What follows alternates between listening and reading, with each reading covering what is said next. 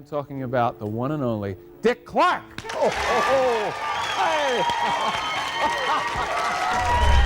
In 1960, a teenage dance show almost destroyed the career of the most powerful man in American television. Congress hauled him into a hearing room in Washington, D.C. Reporters called him a crook. Record executives who had once courted his favor turned on him overnight. And for a few terrifying weeks, it looked like American Bandstand. The show that had defined youth culture for an entire generation was about to disappear from television screens forever. This is the story of what really happened, why it almost worked, and how the show that survived a congressional investigation eventually did meet its end, just not in the way most people assume. To understand how close American Bandstand came to collapse, you have to go back to where it started, long before it was a national phenomenon watched by millions of teenagers every single afternoon. It began as a local show in Philadelphia called simply Bandstand. It launched in 1952 on WFIL, a modest local television station, hosted by a radio disc jockey named Bob Horn. The format was almost embarrassingly simple by modern standards. Teenagers from local Philadelphia schools would show up after class, dance on camera to the day's popular records, and occasionally a singer or a band would appear to perform a song or two live in the studio. It was cheap to produce. It filled dead airtime in the afternoon schedule, and nobody involved expected it to become anything more than a pleasant regional curiosity. For a few years, that's exactly what it remained. A low-stakes, low-budget afternoon program that Philadelphia teenagers tuned into after school let out. Then, in 1956, Bob Horn was fired amid serious allegations, including a drunk driving arrest and accusations of misconduct involving a minor. The station needed a replacement fast, someone clean, reliable, and camera-friendly, and they turned to a clean-cut young broadcaster who had already been filling in during Horn's occasional absences.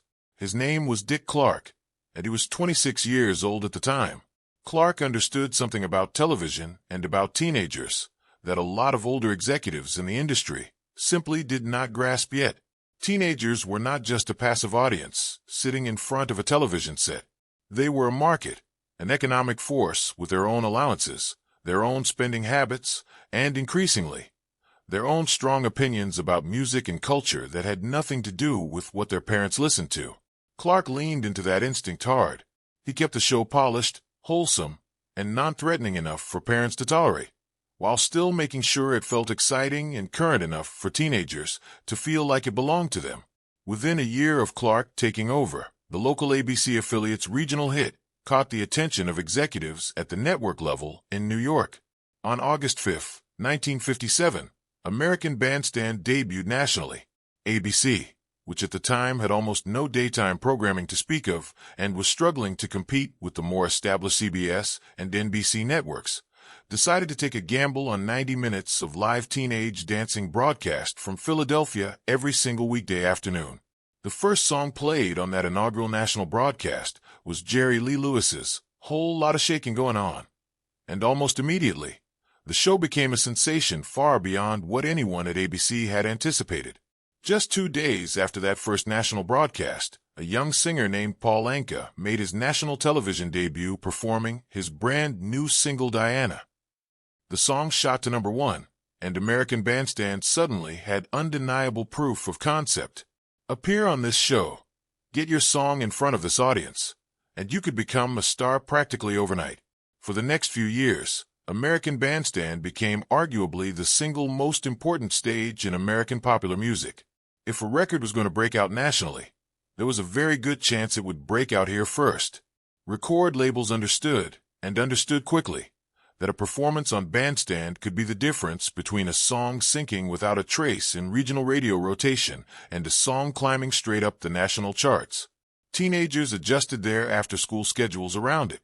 Parents grumbled about it, and record executives began circling it like sharks, looking for any way to guarantee their artists a spot on that stage. That is exactly where the trouble started to brew, quietly, beneath the surface of America's favorite afternoon dance program.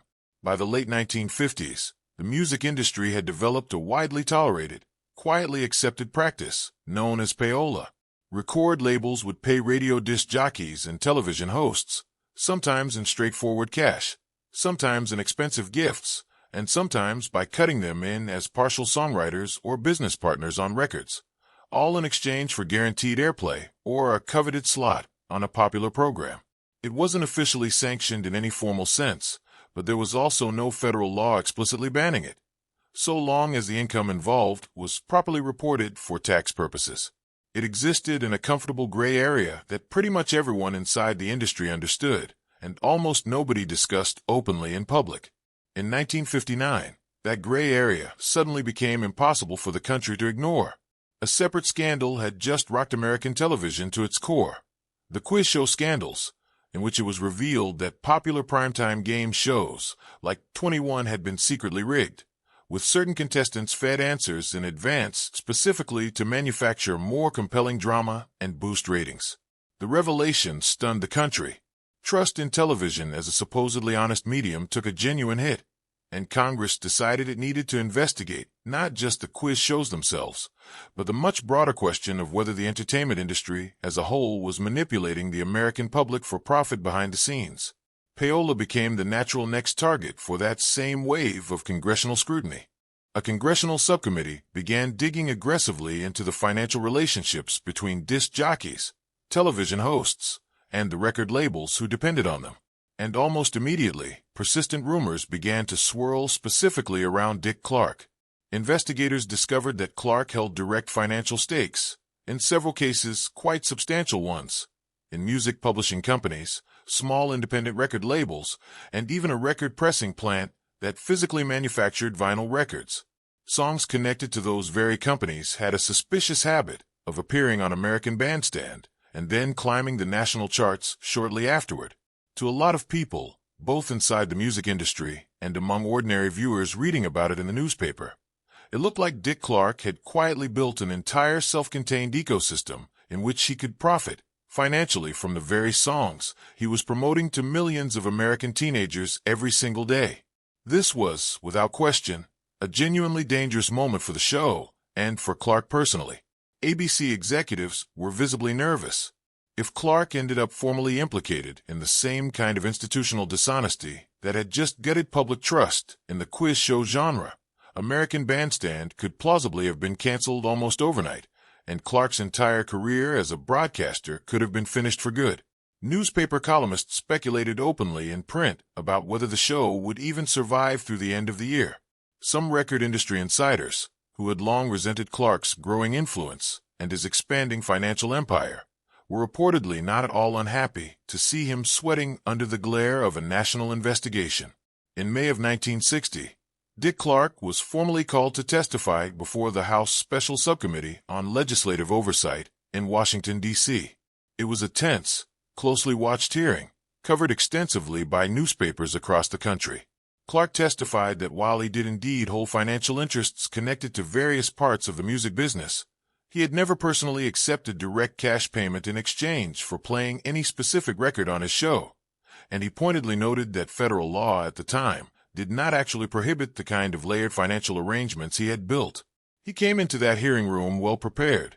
In the months leading up to his testimony, he had already voluntarily divested himself of many of his outside business interests in music publishing and record labels, a calculated move that many observers at the time believed was designed specifically to get ahead of the investigation before it could fully unravel and destroy him. The strategy worked, and it worked remarkably well. Committee members were reportedly frustrated that they couldn't pin any outright criminal wrongdoing on Clark, since the law itself simply hadn't caught up yet to the financial practices he had engaged in. One congressman on the committee even remarked, somewhat bitterly, that Clark was clearly an attractive and likable young man who had simply been smart enough to stay one careful step ahead of the rules the whole time. Clark walked out of that hearing room with both his career and his show fully intact, while several other prominent disc jockeys of that same era, including the legendary Alan Freed, were far less fortunate. Freed was formally charged with commercial bribery in connection with payola. His once thriving career collapsed almost immediately afterward, and he never recovered his former standing in the industry. Clark, by sharp contrast, emerged from the very same nationwide scandal as one of its few genuine survivors, and in the years that followed, Congress went on to pass new legislation explicitly making payola a federal crime, effectively closing the very loophole that Clark had used to protect himself during those hearings. It's worth pausing here for a moment, because this genuinely is the closest American Bandstand ever came to actually being taken off the air by outside controversy. It wasn't a single dramatic performance captured live on camera. It wasn't a wardrobe malfunction, an on-air fight, or some shocking dance move that scandalized parents overnight. It was a slow-building financial scandal that threatened to expose the entire hidden structure behind the show's enormous influence over American youth culture. And Clark survived it not through some dramatic moment of on-air vindication, but through careful legal positioning, smart timing, and a calculated willingness to give up lucrative financial interests before federal investigators could force the issue publicly. After the payola scandal receded from headlines, American Bandstand kept going, and it kept evolving right alongside the decade around it. In the early 1960s, the show was still very much tied to the era of clean-cut teen idols and simple dance crazes like the twist, which briefly became a national obsession thanks in large part to repeated exposure on Bandstand's dance floor. As the decade rolled on and American youth culture grew noticeably more turbulent and politically charged, so did the show itself, gradually incorporating psychedelic rock and garage rock acts as the counterculture movement of the late 1960s took hold across the country. By 1964, needing to be closer to the actual center of the American entertainment industry, the production relocated entirely from Philadelphia to Hollywood, California, a move that reflected just how dramatically American Bandstand's ambitions had grown from its humble origins as a scrappy local dance program filmed in a modest Philadelphia studio. The show wasn't free of controversy in the years that followed the payola scandal either. In 1973, Clark attempted to expand the Bandstand brand further by launching a companion program called Soul Unlimited, specifically aimed at spotlighting black artists and soul music in a way the flagship show, despite regularly featuring many talented black performers over the years, had never fully centered as its primary focus. The attempt sparked its own significant backlash and considerable internal industry tension, offering another clear example of how a show built around defining what counted as mainstream youth taste inevitably found itself entangled in the complicated racial politics of American entertainment during that period. It's a useful reminder that American Bandstand's full history isn't simply a nostalgic parade of hit songs and dance moves. It was a program constantly negotiating who got to represent American youth culture on national television, and that ongoing negotiation was not always comfortable or straightforward for anyone involved. Through the rest of the 1970s, the show kept adapting yet again, riding the disco wave with a memorable special episode co-hosted by Donna Summer to celebrate one of her film releases, and later making room for the rise of punk and new wave acts as that decade gradually turned into the next. Dick Clark, remarkably, remained the constant thread running through all of it, hosting the program for well over 3 decades, watching entire musical eras rise and fall around him while his own on-camera persona barely seemed to age at all, a fact that eventually became something of a running joke among viewers and critics alike. But by the mid-1980s, the world that had once made American Bandstand essential afternoon viewing simply didn't need it in the same way anymore. MTV had launched back in 1981, and it fundamentally changed how teenagers across the country discovered new music. Why wait for a Saturday afternoon dance show to catch a band perform just one single song on a crowded studio floor, when you could watch professionally produced, visually striking music videos playing around the clock on cable television? Ratings for American Bandstand, which had once served as the single most important barometer of teenage taste anywhere in the country, began a slow and fairly steady decline throughout the early 1980s. The show that had once dictated what was considered cool to an entire generation of American teenagers was starting to feel, to many younger viewers at least, like a relic of an earlier and increasingly distant television era. This is where the actual, factual ending of American Bandstand's long run on ABC comes into the picture, and importantly, it has nothing to do with any scandalous performance or shocking on-air moment. By 1987, ABC executives had concluded that the steadily declining ratings no longer justified giving the show a full hour-long time slot in an increasingly competitive afternoon schedule. They wanted to cut the show down to just 30 minutes to make room for other programming. Dick Clark, who had built his entire public identity and much of his career around this one program for exactly 30 years, by that point, flatly refused. He believed the show deserved to keep its full hour, and he was simply unwilling to accept what he personally saw as a diminishment of something he had spent decades of his life carefully building. ABC, for its part, wasn't willing to keep the show at its existing length given exactly where the ratings numbers stood at that point. The two sides reached a genuine impasse, and American Bandstand's long run on ABC came to an end, not through a dramatic cancellation in any sensational sense, but through a stubborn standoff over format and length that neither side was ultimately willing to back down from. That wasn't quite the final chapter, though. Clark, ever the relentless entrepreneur, still believed the show had meaningful life left in it and took American Bandstand into first-run syndication, where local independent stations across the country continued airing new episodes for roughly another year and a half after leaving ABC. Then, in 1989, the show found a new home on cable television with the USA Network, though by this point Clark had largely stepped back from active hosting duties, handing the microphone over to a 26-year-old host named David Hirsch, while Clark continued producing the show from behind the scenes. That cable revival lasted only about a single year before it, too, quietly came to a close, finally bringing to an end a television institution that had, in one form or another, been continuously on the air since all the way back in 1952, nearly 4 decades earlier. So if you came into this expecting to hear about a single dramatic performance, a wild on-air incident, or a shocking scandal that ended American Bandstand in one dramatic fell swoop, the honest and fully researched answer is that it simply never happened quite that way. The closest the show ever came to a genuine existential threat was the payola investigation of 1959 and 1960, a truly tense, career-threatening scandal that Dick Clark managed to survive through careful legal maneuvering rather than any single dramatic moment of public vindication.